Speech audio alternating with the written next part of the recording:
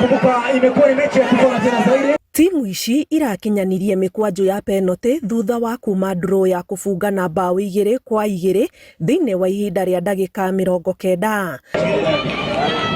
Timu ya Naivasha Police irafungire mikwanjo yayo yothe 5 guku Oceria Youth kiingirie 3-4 iria irathakire.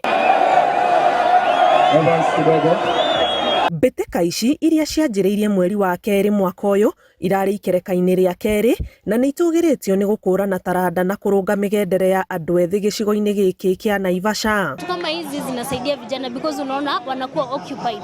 At least mtu kama amekuja hapa leo, kama alikuwa anatumia dawa za kulevya, unapata leo hajaenda ulevi, at least amekuwa na kitu yenye inamuengage. Pia wenye wanacheza mpira unapata they are busy and they are building themselves. Ayuthi itu nimetekerete guthaka mipira mwena wa Naivasha. Iyo yandingĩkorwo nario nĩ tondũ wa mĩbira teno twĩnayo mwena wa Naivasha.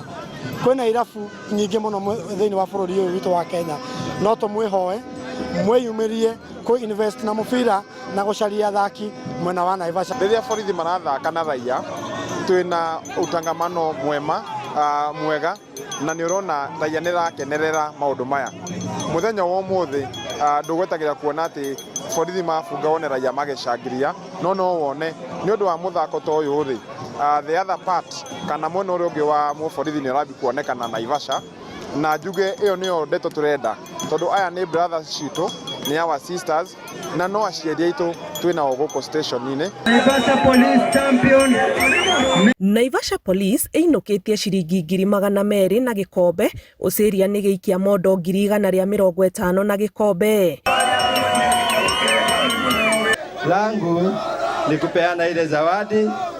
Tulianza mwezi wa pili katika Naivasha Champions League na tukakubaliana kwamba ambaye ataweza kushinda ataweza kupata shilingi 200,000.